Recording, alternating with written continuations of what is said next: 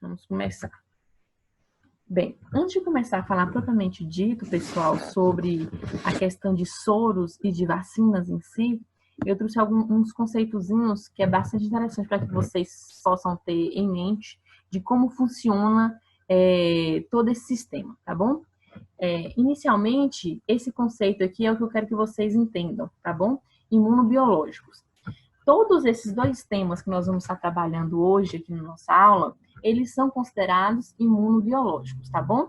Quem são os imunobiológicos? Nós podemos ter as vacinas, nós podemos ter os soros e imunoglobulinas. Desconsidere esse erro aí. E soros e imunoglobulinas. Ambos são imunobiológicos, só que cada um vai ter uma finalidade diferente, certo? As vacinas vai estar voltado mais para o lado preventivo, e já os soros e imunoglobulinas vai estar sendo utilizado para o tratamento já de algumas intoxicações e patologias. Então, nós podemos pegar e conceituar imunobiológicos como toda substância de origem biológica capaz de induzir uma resposta imunológica no ser humano, usadas na prevenção e no tratamento de doenças. No caso, quando a gente pontua aqui prevenção, vai estar ligada a vacinas. Já quando nós falamos sobre tratamento de doenças, vai estar ligadas ao soro. Tá ok? Falando já nessa perspectiva, né, nós trabalhamos lá na primeira aula de imunologia alguns conceitozinhos, dentre eles da imunidade, dentre eles nós temos a ativa e a passiva. Foi dois conceitozinhos bacanas que nós trabalhamos. Eu acho que vocês lembram deles, tá? Vamos relembrar um pouquinho aqui. Quando eu falo de imunidade ativa, vai ser aquela imunidade que ela vai ativar o nosso sistema imunológico e nosso sistema imunológico vai produzir a resposta, tá ok?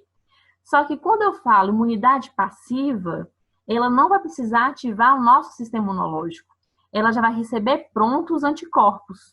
Então, aqui a ativa, o próprio nome já faz sinônimo já, ele vai ativar o nosso sistema imunológico, nossas células de defesa, e nossas células de defesa vai começar a produzir as substâncias anticorpos para proteger nosso corpo contra aquele determinado antígeno. Já a passiva, nós vamos receber já diretamente os anticorpos prontos para o combate daquela infecção, tá bom? Então, passiva, já recebemos os anticorpos prontos. Ativa, nós induzimos o organismo a produzir esses anticorpos. Quem produz anticorpos? O organismo. Passiva, já vem pronto, tá bom? E aí nós temos que a ativa, ela pode ser natural ou artificial. Quando eu falo que a imunidade ativa natural, ela vai estar relacionada com o processo infeccioso comum mesmo, quando a gente pega e adquire uma gripe de uma forma natural, convencional mesmo, tá bom? E aí, essa gripe, ou esse patógeno que a gente acaba sendo contaminado, ele vai ativar nosso sistema imunológico e vai acabar produzindo anticorpos contra esse antígeno. Já a artificial vai ser quando nós vamos introduzir um antígeno que vai ativar nosso sistema imunológico sem causar doença, para que nosso sistema imunológico produza os anticorpos, certo? Nós vamos tratar mais especificadamente nele na frente, então eu não vou dar muita ênfase agora não, tá bom? Basta vocês saberem que a vacina é uma imunidade ativa artificial, tá bom? Quando já tratando agora da parte da passiva, nós temos que a passiva, do mesmo jeito da ativa, ela pode ser ou natural ou artificial. Lembrando que a passiva é quando a gente recebe já os anticorpos prontos, tá? A natural, nós podemos ter a transplacentária e o aleitamento materno. Essa transplacentária aqui vai ser os anticorpos, e no aleitamento também, vai ser os anticorpos que são produzidos, na verdade, pela mãe, pela progenitora, tá bom? E aí, ela é passada através da placenta e através do amamentamento, do aleitamento, certo? Então, o bebê, ao se alimentar com o leite materno, ele acaba também transferindo alguns desses anticorpos que vão conferir a ele certa imunidade. Só que nós também temos a imunidade passiva artificial, que no caso aqui vai ser o soro, certo? Nós temos dois tipos de soros que nós vamos estar trabalhando mais na frente, eu vou estar descrevendo ele mais detalhadamente, tá bom? Mas também basta que vocês saibam essa informação, que a imunidade passiva artificial é o soro e a imunidade ativa artificial é a vacina, tá? Principalmente porque vai ser o nosso tema principal da nossa aula de hoje. Não se esqueça de perguntar, pessoal, a vacina é que tipo de imunidade? Ativa artificial. E o soro vai ser passiva artificial, tá bom? Só conceitozinhos bem básicos que a gente até já tinha trabalhado. Então, vamos começar agora com o primeiro conteúdo, que vai ser vacinas, tá bom? É uma coisa bem tranquila. Quando eu falo de vacina, a gente já vem em mente a nomenclatura imunização. Bem, então já trouxe o conceitozinho dele aqui para que a gente comece a trabalhar de uma forma introdutória ao conteúdo da vacinação, tá? Imunização é o conjunto de métodos terapêuticos destinados a conferir ao organismo um estado de resistência, ou seja, de imunidade, contra determinadas enfermidades infecciosas. Então, é justamente essa parte que nós já havíamos trabalhado, tá? Que vai conferir uma resistência ao organismo contra determinadas infecções que possam ser acometidos no indivíduo. E essa imunização, ela vai ter como finalidade reduzir a morbidade e a mortalidade por algumas doenças que são imunoprevisíveis, ou seja, doenças que tem como nós prevenirmos que nós vamos ser contaminados. São aquelas doenças de mais fácil contaminação, que sua prevalência e incidência são maiores. Então, justamente essa parte da imunização vai estar prevenindo. Bem, pessoal, falando um pouco agora sobre a origem da vacina, a gente volta a Edward Jenner, né? A gente até comentou sobre ele na segunda aula, se eu não me engano, de imuno, quando a gente estava tratando um pouco da imunidade inata. Eu fiz uma linha do tempo, a gente até comentou um pouco sobre ele. Bem, gente, esse médico inglês, Edward Jenner, ele em 1794, ele fez algumas percepções acerca do método de imunização, que ficou registrado como um fato histórico, entre aspas, na humanidade, certo? O que aconteceu? Na época, uma das doenças mais temidas pela humanidade naquela determinado momento era a varíola, tá? Ele começou a observar que as pessoas que ordenhavam as vacas não contraíam a varíola, desde que tivesse adquirido de forma mais branda do animal, que a forma da varíola que dava no animal era a forma mais branda da doença. Então, o que aconteceu? Jenny, ele pegou, extraiu o pus da mão de uma ordenhadora que havia contraído a varíola bovina e inoculou em um menino que estava saudável, e o nome dele era James Phillips, certo? Ele era criança, tinha 8 anos, tá? O menino, então, ele contraiu a doença de uma forma mais branda e logo ficou curado, ficou bom, rápido, tá? Só que o que aconteceu? Alguns meses depois, Jenny, ele tornou inocular no mesmo menino um líquido, um pus, que foi extraído da póstula de uma varíola humana, tá? De uma pessoa que está infectada com a varíola humana. Então, James, a criança, ele percebeu que a criança não contraiu a doença, o que significava, de certa forma, que a criança estava imune à varíola humana, desde que ela tinha contraído a varíola bovina inicialmente, tá? Esse foi o primeiro relato que nós tivemos acerca dessa parte de imunização. Só que, a princípio, não teve reconhecimento nessa época aqui não, tá bom? Ele só foi reconhecido, essa metodologia, esse teste que ele fez, em 1878, quando ele publicou um livro falando e relatando tudo o que aconteceu nessa experiência que ele havia feito, tá? Por isso que nós temos que o nome vacina, ele deriva de vaca, de vacinos, e vacinos vem do latim, que significa vaca, porque o primeiro relato de imunização que nós tivemos acerca disso foi justamente com a varíola bovina, que foi infectada pelo indivíduo, pelo humano.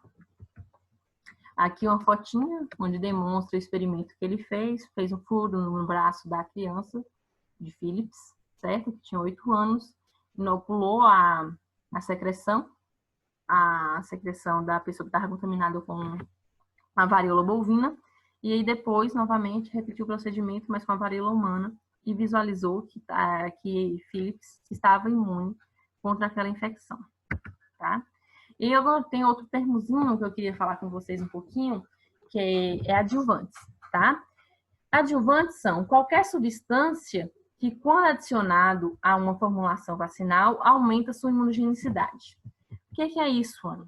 Vamos imaginar que nós temos aqui um micro-organismo que vai ser inoculado na vacina.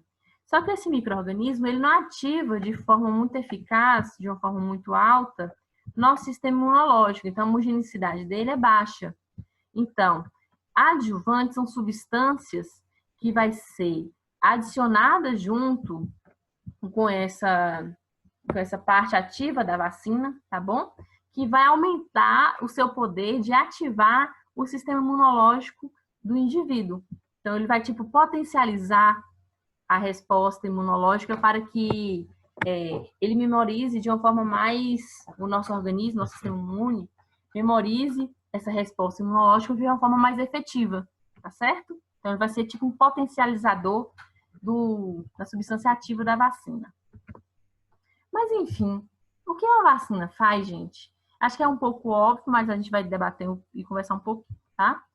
A vacina, ela estimula a resposta imunológica protetora do hospedeiro para combater o patógeno invasor, atuando de uma forma preventiva, tá bom? Então, ele vai estimular um contato prévio, vai ter o contato prévio com determinado antígeno, e aí, não vai ter sintomatologia, vai ter sintomatologia muito branda, e quando tiver o segundo contato com aquele determinado antígeno, aí já não vai apresentar mais o quadro sintomatológico da doença. Bem, qual é o conhecimento que é necessário para produzir uma vacina? Pessoal, produzir uma vacina demanda muito conhecimento, muito estudo e muito tempo, tá bom? É muito difícil essa parte de produção de vacina do dia para a noite. Tanto que nós estamos vivendo uma situação, uma realidade muito triste, que é a parte da pandemia agora do Covid-19, que os cientistas estão lutando contra o tempo para tentar produzir essa vacina. Só que eu vou estar até mostrando no esquema no próximo slide, é um sistema que demanda muito tempo, porque se deve conhecer muito bem o micro-organismo para que possa desencadear vários testes durante vários anos para garantir uma confiabilidade dessa vacina, tá? Então, aqui, para você produzir uma vacina, é necessário você entender o ciclo da vida do patógeno, tá bom? E entender também o mecanismo imunológico estimulados pelo patógeno, ou seja, como é que ele vai desencadear o processo de infecção no organismo, o que vai acontecer, como a gente pode impedir, como a gente pode potencializar, enfim, várias vertentes que nós podemos associar aqui nessa parte. Quando eu falei para vocês que acaba demorando muito tempo para produzir uma vacina, não foi brincando, tá bom? Eu trouxe aqui agora uma imagenzinha que é um esqueminha bem legal para que vocês possam ver como é que varia mais ou menos essa produção de vacina. Inicialmente, nós temos que ter um estudo, tá bom? Que é onde que vai sair a fundamentação teórica que que essa vacina possa dar certo, tá bom? Tem que ter um bom embasamento teórico para que seja feito testes clínicos, tá? Em animais também em humanos. Então, depois que nós temos essa fase de estudo, nós vamos ter a fase pré-clínica. Essa fase aqui vai ser aquela fase que nós não vamos ter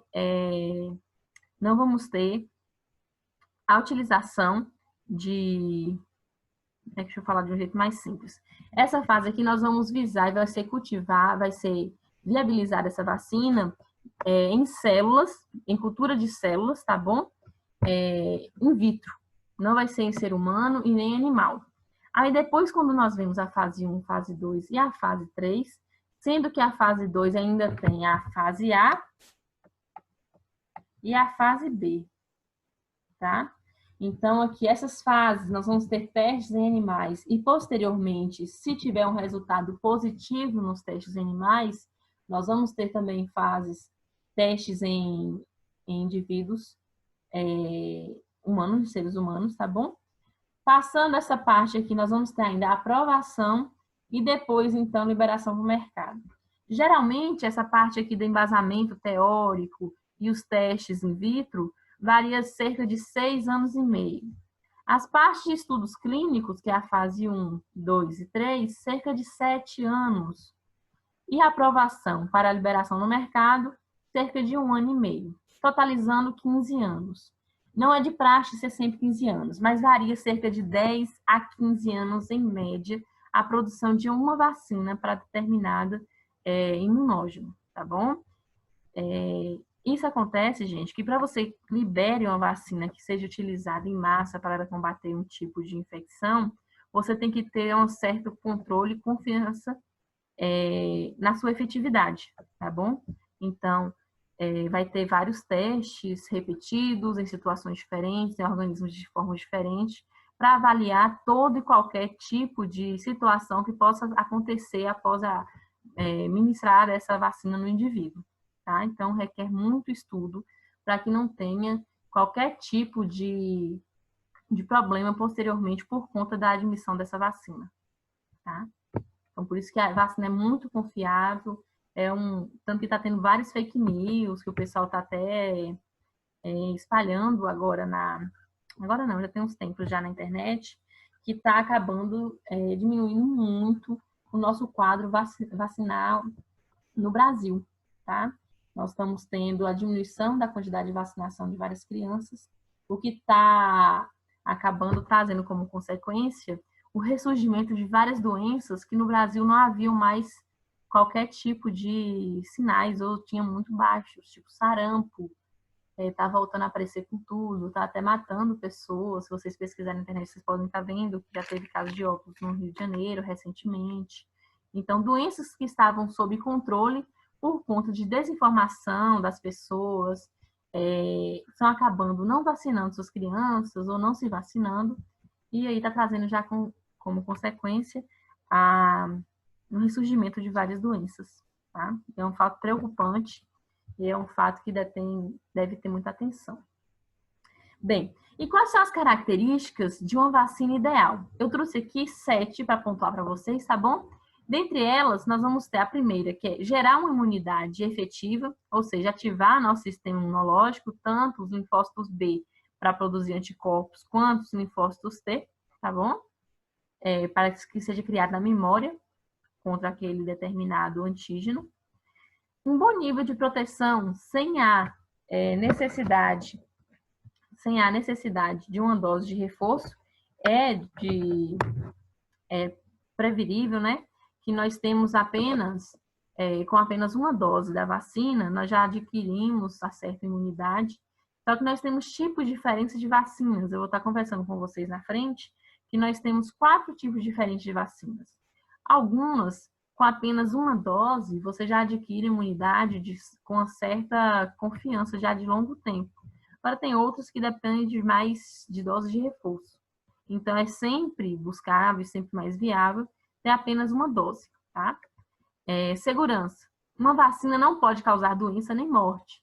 Tanto que é por conta justamente desse fator aqui, gente, que nós temos esses anos todinhos aqui para pegar e ter a liberação, então, de uma vacina, tá? Justamente para evitar e dar uma segurança que realmente essa vacina vai ser efetiva apenas contra esse micro-organismo que ela vai estar sendo combatendo, tá? Tem que ter um baixo custo, né, gente, por dose, porque como nós visamos principalmente a vacinação em massa, temos que também visar essa parte do baixo custo, quanto mais baixo custo, melhor. Tem que ser fácil de administração, tem que ser estável biologicamente, ele não pode se alterar ou perder sua eficácia por conta de qualquer tipo de interferência ambiental. E pouco ou nenhum efeito colateral, tá? Geralmente, nós visamos essa parte de nenhum efeito, mas tem algumas que acabam trazendo uns efeitos colaterais. Pessoal, eu vou estar falando um pouquinho aqui agora do mecanismo de ação das vacinas, só que é de uma forma geral, tá bom? Não uma forma fixa, até porque eu já comentei com vocês que nós vamos ter 4 tipos de vacinas diferentes, que eu vou estar abordando aqui com vocês hoje, Então, cada uma vai ter um certo mecanismo, assim, um pouco peculiar, mas geral, ela vai ter essa sequência, tá bom? Então, aqui, após a vacina ser injetada no organismo, nós vamos ter que essa vacina, ela vai conter micro-organismos atenuados ou fragmentos, tá bom? Desses micro-organismos, que vai acabar ativando o nosso sistema imunológico, tá bom? Tanto inato quanto adaptativo. O inato vai começar, então, a fagocitar, tá? E o adaptativo, ele vai começar, então, a ser ativado. As células B, que estavam lá quietinhas, elas vão ser ativadas, se diferenciando em plasmócitos. Esse plasmócito é a célula B ativada, vocês lembram? Quando ela está ativa, ela vai começar a produzir anticorpos. Esses anticorpos vão opsonizar substância ativa da vacina, tá bom? O micro-organismo. Então, ela vai ser fagocitada e destruída. As células T, elas também vão começar a produzir citocinas para combater esse micro-organismo e vai começar a se diferenciar também na célula T de memória. Essa célula T de memória, não sei se vocês lembram que eu já comentei com vocês, vai ser a célula responsável por fazer justamente essa memória imunológica contra essa infecção. Então, após esse primeiro contato com esse antígeno aqui, nosso sistema imunológico vai armazenar como é que se combate, qual mecanismo deve se ter sempre que nós tivermos o contato com esses determinados antígenos. Então, no segundo contato com o micro-organismo, nós não vamos desenvolver qualquer tipo de sintomatologia, vamos estar imune, tá bom? Conversei com vocês que nós temos tipos de vacinas, não foi? Aí nós vamos ter 4 tipos de vacinas. Nós vamos ter a vacina atenuada, vacina inativada, sendo que essa vacina inativada ainda pode se diferenciar em 2, tá bom? Nós temos uma que vai ser a inteira e nós temos outra que vai ser o fragmento, tá? Nós temos a vacina conjugada e nós temos a vacina combinada. Agora nós vamos estar falando um pouquinho de cada um e aí de uma forma mais branda, porque se for para adentrar muito, vai ficar muito grande nossa aula, tá?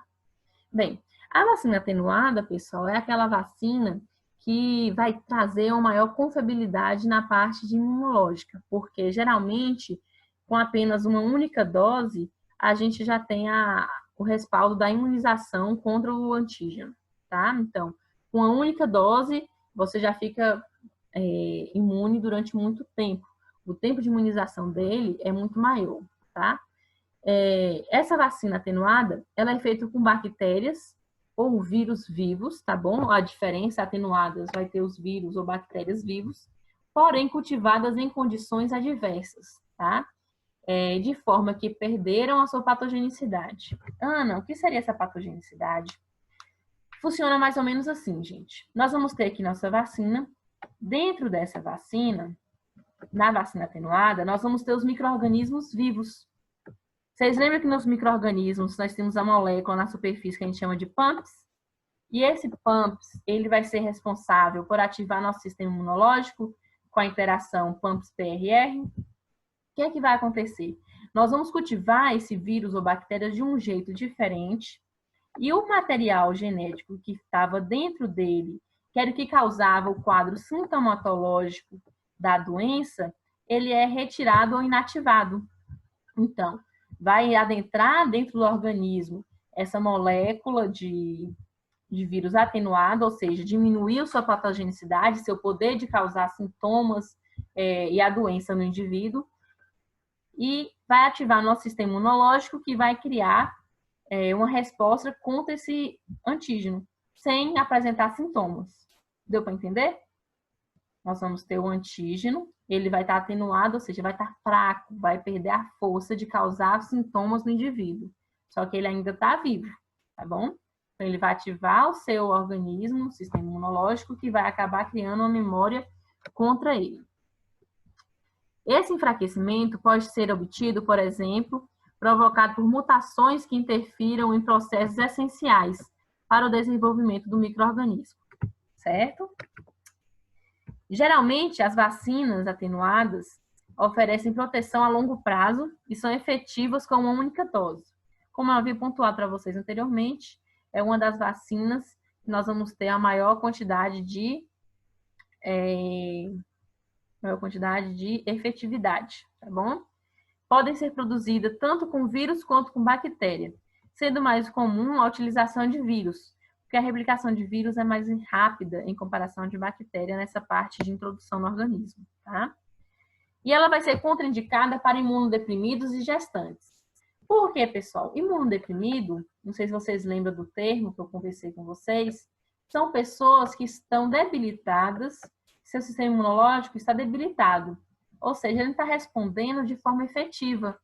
Então, se você coloca um vírus ou uma bactéria viva dentro do organismo de uma pessoa imunodeprimida, possa ser que aconteça a manifestação de alguns sintomas nesse indivíduo. Então, não é recomendado ter essa manipulação desse tipo de vacina em pessoas que sejam imunodeprimidas, tá? Só aviso de conhecimento mesmo. Aí nós temos alguns exemplos aqui, eu trouxe para vocês estarem dando uma olhadinha, tá bom? As atenuadas virais, nós temos como exemplo sarampo, cachumba, rubéola, varicela, febre amarela, rotavírus e poliomielite, de forma oral, tá bom? E atenuadas bacterianas, nós temos BCG, que é contra a tuberculose, e contra a febre tifoide, que é oral. Aí nós temos aquela vacina que eu comentei com vocês, que é a vacina inativada, tá? Essa vacina inativada, ela também vai ser composta por vírus ou bactérias, mas eles foram mortos durante o processo. Então, diferentemente da atenuada, que nós administramos o micro-organismo vivo sem causar sintomas, nós vamos ter que a vacina inativada, ela também vai utilizar vírus ou bactérias como vetor, só que eles vão estar mortos, certo? Por processos químicos ou físicos, como radiação, calor ou tratamento com formaldeído, tá? Elas exigem doses de reforço para garantir a cobertura vacinal. Porque, como eu falei para vocês, como o micro-organismo não está vivo, então aqui seu processo de imunização, ele deve ser sempre reforçado com doses, tá? Porque sua efetividade vai ser um pouco diminuída por conta justamente do micro-organismo estar morto, tá? Só que como vantagem, nós vamos ter que é mais seguro, certo? É mais seguro, mas é menos efetivo. Tem os prós e contras de cada tipo de vacina, né? Tende a provocar menos efeitos adversos, justamente pelo que eu falei com vocês anteriormente. Eu comentei também que esse tipo de vacina, nós podemos ter ela de duas formas, a inteira e a de subunidades ou frações. Que é um tipo de vacina inativada inteira, é devido que o micro-organismo, ele foi morto, o micro-organismo, bactérias ou vírus, ele foi morto, só que ele foi concentrado na vacina de forma inteira. O micro-organismo inteiro foi colocado, inoculado na vacina. Quando eu falo subunidades ou frações, é porque foi pegado pequenas partes desse micro-organismo e produzido a vacina, não ele como um todo, tá? Inteira, você utiliza todo o antígeno, bactéria ou vírus, tá bom? E as subunidades, você pega apenas um pedacinho dele, tá? Aí nós temos exemplos. Vacinas inativadas virais, são vacinas de poliomielite parental, hepatite A, hepatite B, raiva, influenza e HPV, tá? E inativadas bacterianas, nós temos DTP, que é contra a difteria, tétano e coqueluche, e as vacinas contra a febre tifoide. A terceira vacina que eu vou estar comentando com vocês, já é um pouco mais diferente, mas segue também o mesmo raciocínio, tá? São algumas vacinas, são produzidas utilizando os componentes específicos dos agentes patogênicos, como uma proteína ou carboidrato, que é capaz de induzir uma resposta imunológica. Eu não falei para vocês que no antígeno nós vamos ter várias proteínas que vão estar na superfície, que vão ser responsáveis por ativar nosso sistema imunológico, não é? Então, aqui, essas vacinas conjugadas vão utilizar justamente essas proteínas ou carboidratos que estão na superfície, que consegue ativar nosso sistema imunológico e causar uma resposta, tá bom? Ele não utiliza o vírus todos. Utiliza um pedacinho conjugado juntamente com outro componente, tá? Quando o componente utilizado é um carboidrato, para que esse seja detectado pelo organismo, precisa estar acoplado, conjugado com uma proteína. Então, por isso que ela é diferente dessa vacina inativada de subunidade ou fração, tá bom? Subunidade ou fração, ele vai ser apenas subunidade ou fração do micro-organismo, do vírus ou da bactéria. Justamente essa parte da vacina conjugada aqui, ela vai ser um pedacinho desse micro-organismo juntamente com uma proteína transportadora que vai estar acoplada junto com esse pedacinho do micro-organismo, que vai ser a proteína ou carboidrato. Exemplo da vacina, nós vamos ter a pneumonocócica infantil e hemófilos do tipo B, tá? Vocês podem perceber que as vacinas que são mais comuns que nós utilizamos no nosso cartão vacinal está relacionada principalmente com a vacina atenuada, tá? Aqui, ó, a vacina atenuada, que são aquelas que a gente mais escuta falar, que é sarampo, cachumba, rubéola, varicela, certo? BCG. Na maioria do nosso cartão vacinal, nós vamos ter a administração de vacinas atenuadas. Aí nós temos a última, que vai ser a vacina combinada.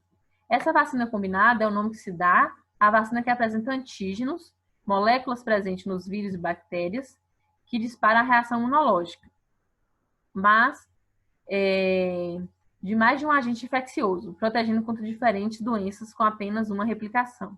Então, aqui você pega as proteínas da superfície de vários tipos de doenças diferentes, tá?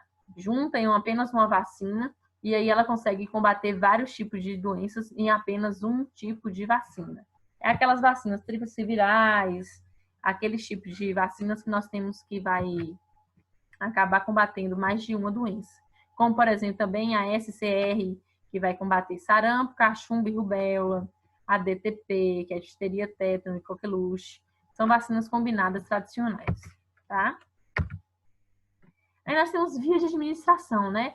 Que nós vamos ter essa parte de administração das vacinas. Nós temos a intramuscular, a subcutânea, a intranasal, o aerosol, a intradérmica, a oral e a transdérmica. Geralmente, o que nós mais escutamos falar vai ser a oral, a intramuscular e a subcutânea, tá bom? São as vias de administrações mais comuns que nós vamos ter das vacinas. Mas existem outras também. Essas que eu pontuei para vocês. A resposta imune, gente, contra a vacina, ela vai depender de vários fatores, principalmente desses dois que eu pontuei para vocês aqui. Vai depender de fatores que vai estar inerentes à vacina, qual tipo de vacina utilizou, qual tipo de micro-organismo foi utilizado, vai também estar interferindo. Já quando eu falo inerentes ao próprio organismo do indivíduo, vai estar relacionado com idade, com doença de base ou intercorrente, com tratamento imunossupressor, enfim, esses três principais fatores vão estar interferindo quanto ao próprio organismo, tá? Aí nós vamos ter, quando a gente administra uma vacina, nós vamos ter uma resposta inicialmente primária, tá? Essa resposta em primária, ela vai estar apresentada em três fases diferentes. A fase 1, a fase 2 e a fase 3. A fase 1 é o período de latência. É aquele período da administração da vacina, tá? Quando você administra a vacina no indivíduo, até o surgimento daqueles anticorpos séricos, ou seja, os anticorpos que são presentes no sangue, no soro, no plasma, tá? Então, aqui, período de latência é do momento da administração da vacina até o momento do surgimento desse anticorpo de forma sérica, tá bom? Próxima fase vai ser o período de crescimento, vai ser aquele boom, quando nós vamos ter um aumento grande da quantidade de anticorpos no indivíduo, justamente fazendo esse procedimento da ativação imunológica para produzir a memória imunológica contra o micro-organismo da vacina. E nós vamos ter o período de diminuição. Como o próprio nome já faz sugestão, é o período que é a quantidade desses anticorpos que estão presentes no sangue, na corrente sanguínea, vai diminuir de forma significativa, tá bom? Então, essas 3 primeiras respostas vai ser a resposta primária. Geralmente, isso daqui vai acontecer apenas essa resposta aqui na vacina atenuada, tá? Só que como nós temos outros tipos de vacinas que precisam de doses para reforçar, nós temos também respostas secundárias, tá? Essas respostas secundárias, elas vão ser a utilização, a administração de várias doses seguidas. No caso aqui, injeção 1, 2 e 3. Vocês podem ver que ela vai aumentando significativamente, depois começa a decrescer, você ativa, você vacina novamente a pessoa, e aí então nós temos um aumento significativo da quantidade de anticorpos no sistema sanguíneo, tá? No organismo. Observa-se que ao introduzir uma segunda ou mais doses posteriores, para produzir anticorpos são necessários alguns dias.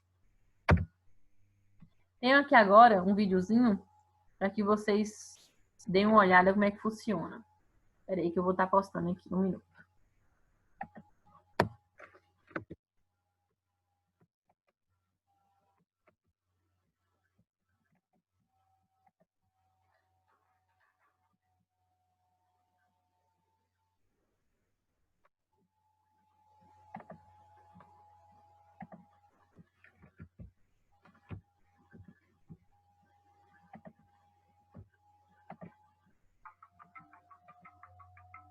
Observem aí como é que funciona a produção de vacina no Instituto Butantan da influenza, tá bom?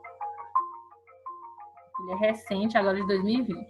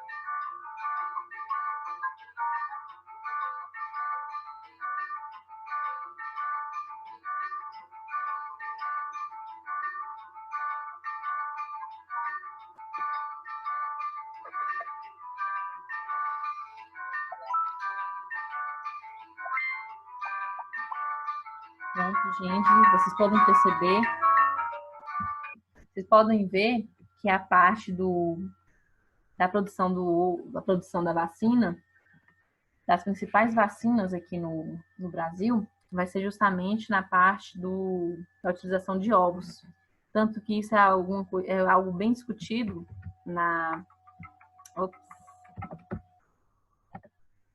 é algo bem discutido porque várias pessoas que apresentam intolerância e alergia ao ovo, à proteína do ovo, têm certa dificuldade, né? Não é recomendado fazer a imunização dessas pessoas que têm essa alergia ao ovo. Dependendo da situação, né? Cada situação é uma situação. Dependendo, aí acaba tendo uma flexibilização, se tem que ter todo o monitoramento das pessoas que forem vacinadas com essas vacinas, tá? Agora nós vamos falar um pouquinho sobre o soro, tá? É uma coisa mais compacta, bem mais tranquila também, bem gostosa da gente entender. Bem, gente, vamos começar primeiramente, né, com a definição de soro. O que seria soro? O soro, ela vai ser uma substância produzida para combater toxinas bacterianas ou venenos de cobras e aranhas. Ela vai conter anticorpos contra essas toxinas, extraído do plasma sanguíneo de animal previamente imunizado contra toxinas, tá? E ele vai ser uma imunização passiva. Vamos relembrar aqui um pouquinho que eu comentei com vocês inicialmente. Ela vai ser imunização passiva artificial, correto? Onde que ela vai já levar de forma pronta, deixa eu pegar minha canetinha aqui, ela vai levar de forma pronta os anticorpos, tá? Os anticorpos, eles vão estar prontos e vão ser inseridos dentro do indivíduo. Então, diferentemente das vacinas, que você coloca o micro-organismo ou fragmento do micro-organismo para que seu corpo produza os anticorpos, o soro, ele já pega os anticorpos prontos e coloca dentro do organismo. Por quê? Porque, geralmente, nesse tipo de substância, quando nós estamos infectados com esse tipo de toxinas bacterianas ou venenos de cobras ou aranhas, nosso organismo não tem tempo de produzir esses anticorpos.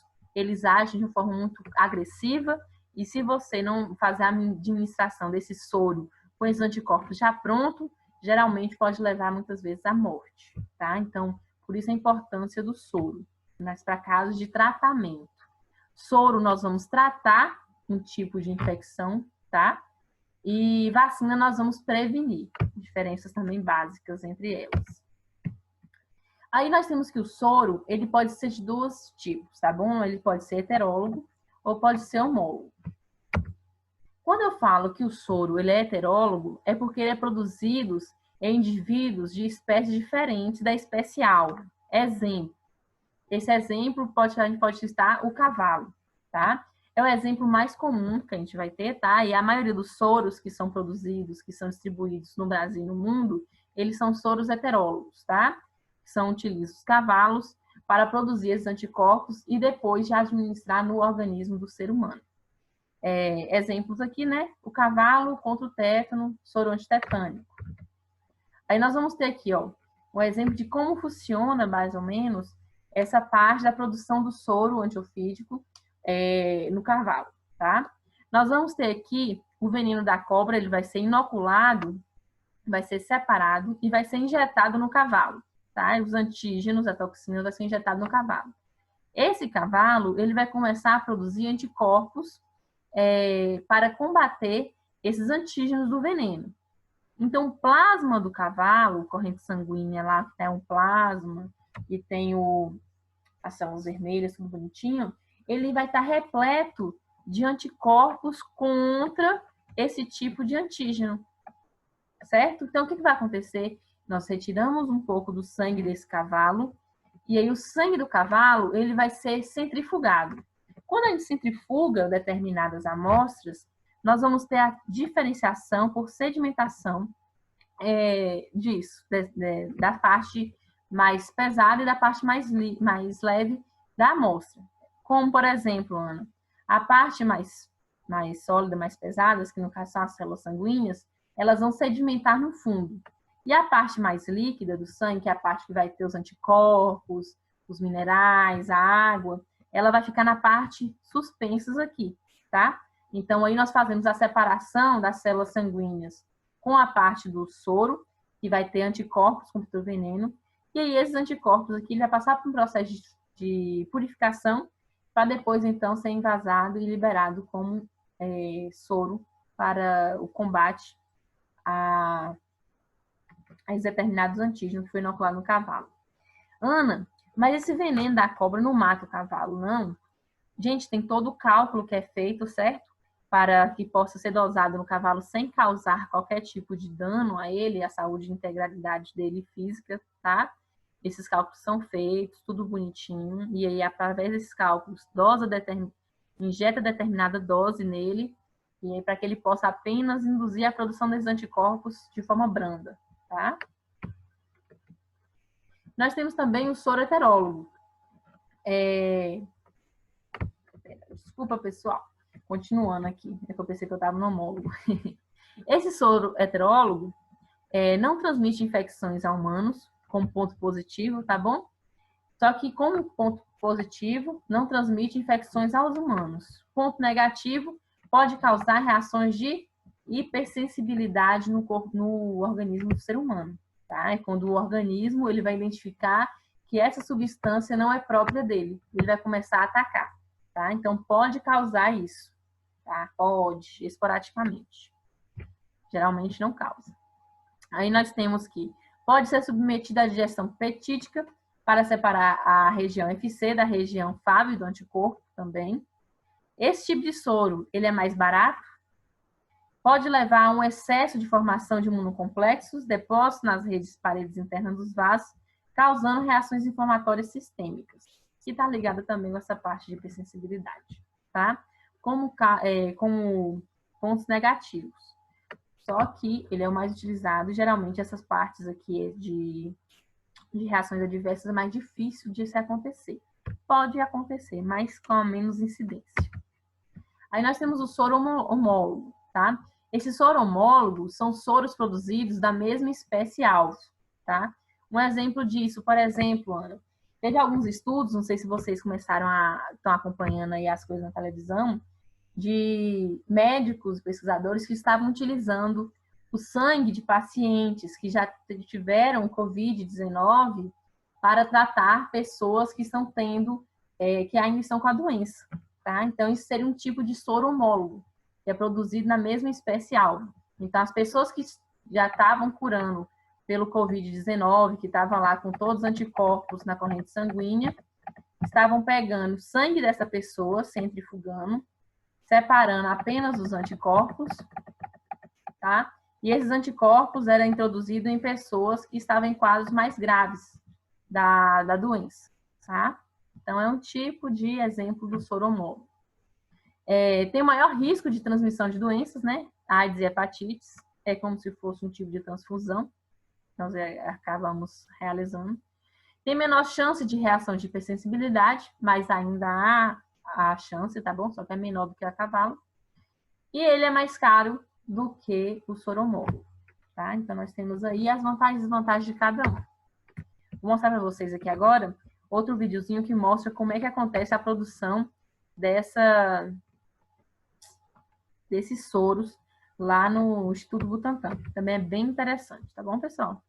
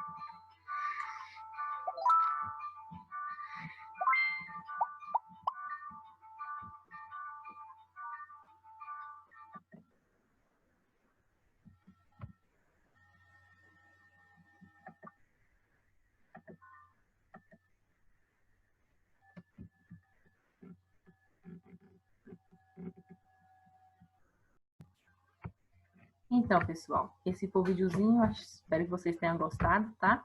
Tá bem bacaninha mesmo. Próximo slide. Não sei se eu tinha falado. Bem, além dessa divisão que eu falei para vocês, nós temos também os subtipos de soros que são existentes, tá bom?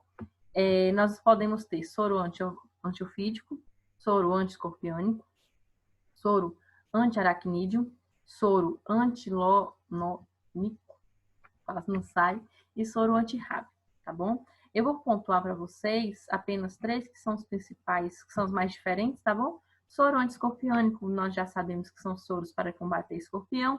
Soro antiaracnídeo contra a aranha, tá ok? Vamos falar um pouquinho, na verdade nós já falamos, mas eu vou só pontuar para que vocês saibam os termos pontualmente, tá bom? Do soro antiofídico, tá bom? Esse soro antiofídico foi justamente o que a gente estava falando há pouco, da produção, no videozinho, da produção de soro através da utilização do cavalo, tá? Que vai ser o processo que vai consistir, né, na aplicação de pequenas doses do veneno do animal. Nesse período, o organismo do cavalo produz os anticorpos, que foi igual aqui no videozinho, contra o veneno. Aí depois nós vamos ter determinado período, ele vai sofrer uma sangria, a retirada de um pouco do seu sangue. Os anticorpos vão ser separados por centrifugação do sangue e em seguida ele vai sofrer uma liofilização, tá? Que vai ser a remoção da água, deixando apenas o pozinho que vai ser os anticorpos. E aí vai ser armazenado. Esse vai ser o processo da produção de soro antiofídico, tá? Esse soro antiofídico tem diversas também subnomenclaturas dentro deles. Nós podemos ter todos esses aqui, que são contra acidentes específicos de cada espécie de cobra, como acidente com jararaca, cascavel, surucucu, cobra coral. Então, cada tipo de cobra vai ter um nome de soro específico, tá bom? Aí eu trouxe aqui só a nível de curiosidade mesmo, de algumas para que vocês possam visualizar. Aí nós vamos ter também esse soro antilonômico. Esse soro antilonômico é um soro utilizado para o tratamento de acidentes causados por essa bichinha bonitinha aqui, que é a taturama, tá? Que é uma lagarta. Essa taturama oblíquea, ela vai ser assim como as outras, né? Vai possuir cerdas, essas cerdas pontiagudas aqui, e que possuem veneno, tá? Quando a pessoa toca nesse bichinho, ele faz parte pode sofrer várias queimaduras, tá? Com inchaço e vermelhidão. Acidentes com esse tipo de lagarta, gente, pode também... A setinha tá sumindo. Pode também ocasionar algumas situações mais graves, tá? Podendo causar hemorragia, insuficiência renal e também levar à morte. E aí, né, o soro antirrábico, que também é muito conhecido, né? Acho que vocês já ouviram falar. É o tipo de soro que é indicado principalmente para acidentes em caso de ferimentos graves provocados pela mordida de algum animal suspeito de ter raiva, geralmente associado com cachorros, morcegos, gatos, dentre outros animais também que possam ter contraído esse tipo de doença. E é isso, pessoal, nossa aulinha de hoje, tá bom?